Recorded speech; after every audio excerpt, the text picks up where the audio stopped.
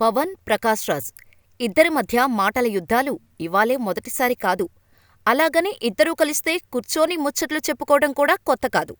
కానీ ఎప్పటికప్పుడు ఎక్కడో తేడా కొడుతుంటోంది. బహుశా పొలిటికల్ ఐడియాలజీ మాత్రమే దీనికి కారణం కావచ్చేమో. అప్పట్లో జరిగిన మా ఎన్నికలు కూడా దీనికి కారణం కావచ్చు. ప్రతి విషయంలో పవన్ను తప్పుపడుతూ వస్తూనే ఉంటారు ప్రకాష్ రాజ్. ముఖ్యంగా చెప్పుకోవాలంటే పవన్ వర్సెస్ ప్రకాష్ రాజ్ అన్నట్టు అయితే ఇదేం సినిమా కాదు, హీరో వర్సెస్ విలన్ అని చెప్పటానికి real life, real characters, real fight Pawan చర్యల్ని ఎప్పటికప్పుడు ప్రకాష్ రాజ్ సోషల్ మీడియాలో ఎండగడుతూ వస్తున్నారు. తిరుమల లడ్డూ ప్రసాదంలో కల్తీ జరిగిందని ముఖ్యమంత్రి చంద్రబాబు నాయుడు సంచలన ఆరోపణలు చేయటం, వైసీపీ ప్రభుత్వం తప్పు చేసినందుకు తాను ప్రాయశ్చిత్తం చేస్తానంటూ కాషాయ వస్త్రధారణలో పవన్ దీక్ష చేపట్టటం మొదలు ఇద్దరి మధ్య డైలాగ్ వార్ ఇప్పటికీ సాగుతూనే ఉంది.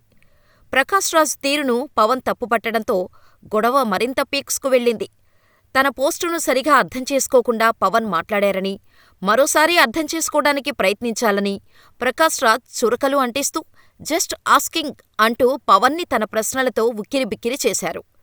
ఇక ఓ తమిళ్ ఛానల్కు ఇచ్చిన ఇంటర్వ్యూలో పవన్ కళ్యాణ్ ఫుట్బాల్ లాంటి వ్యక్తి, మైదానంలో ఫుట్బాల్ని తన్నినట్టుగా ఎవరైనా తంతారు, సిగ్గుశరం లేని వ్యక్తి, ఒక అవకాశవాది, దేశంలో హిందూ ధర్మానికి, సనాతన ధర్మానికి ఎక్కడా ప్రమాదం పొంచిలేదు, బీజేపీ మాత్రమే పొంచి ఉందని చెబుతోంది. ఈ విషయాన్ని పవన్ తెలుసుకుంటే మంచిది అంటూ కామెంట్ చేశారు ప్రకాష్ రాజ్. దీంతో పవన్ని ప్రకాష్ రాజ్ తిట్టడాన్ని జనసేన శ్రేణులు జీర్ణించుకోలేకపోయాయి. సిగ్గుశరం లేదని వ్యక్తిగా, అలాగే అవకాశవాదిగా ప్రకాష్ రాజ్ దూషించటంపై జనసేన శ్రేణులు మండిపడ్డాయి. ఇక ఆ తర్వాత కొన్నాళ్లు సైలెంటుగా ఉన్నప్పటికీ రీసెంట్గా జనసేన పార్టీ ఆవిర్భావ దినోత్సవంలో పవన్ కళ్యాణ్ త్రిభాషా విధానంపై తన అభిప్రాయాన్ని చెప్పటం, అదేవిధంగా సనాతన ధర్మం గురించి మాట్లాడుతూ ఇతర మతాల ప్రస్తావన తీసుకొని రావటం వంటివి రాష్ట్ర రాజకీయాల్లో పెనుదుమారం లేపింది. మరీ ముఖ్యంగా సనాతన ధర్మాన్ని తానే కాపాడగలనని, సనాతన ధర్మాన్ని కాపాడేందుకే తాను ఉన్నట్టు స్పీచ్ ఇచ్చారు పవన్. అలాగే త్రిభాషా విధానంపైన కామెంట్ చేస్తూ తమిళనాడు సీఎం స్టాలిన్పై మండిపడ్డారు పవన్.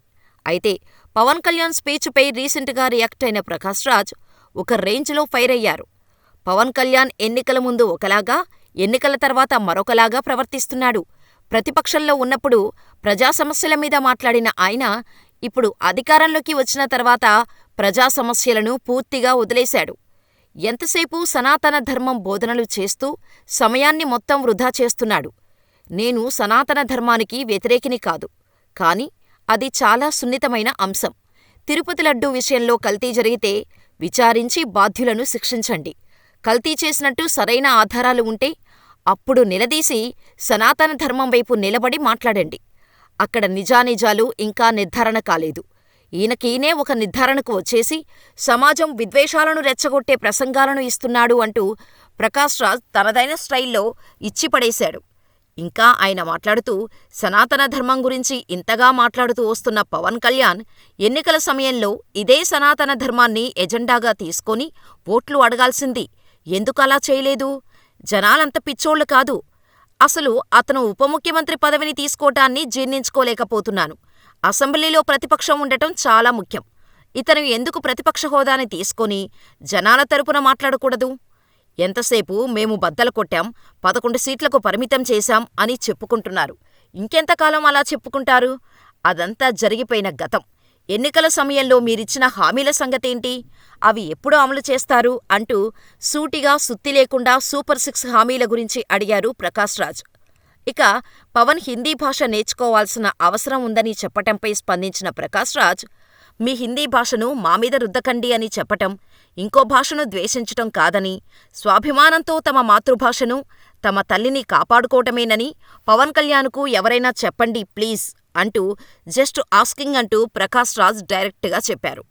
ఓ ఉప ముఖ్యమంత్రి ఉదయనిధి స్టాలిన్ సమానత్వం గురించి మాట్లాడుతుంటే మరో ఉప ముఖ్యమంత్రి సనాతన ధర్మం గురించి ఇష్టానుసారం మాట్లాడుతున్నారని ఎద్దేవా చేశారు. నేను ప్రశ్నిస్తే భయపడుతున్నారని, తానెప్పటికీ బలహీన వర్గాల తరపున మాట్లాడుతూనే ఉంటానన్నారు ప్రకాష్ రాజ్. పవన్ కళ్యాణ్ మూర్ఖపు రాజకీయాలు చేస్తున్నాడని, విధ్వంస రాజకీయాలకు పాల్పడుతున్నారని మండిపడ్డారు.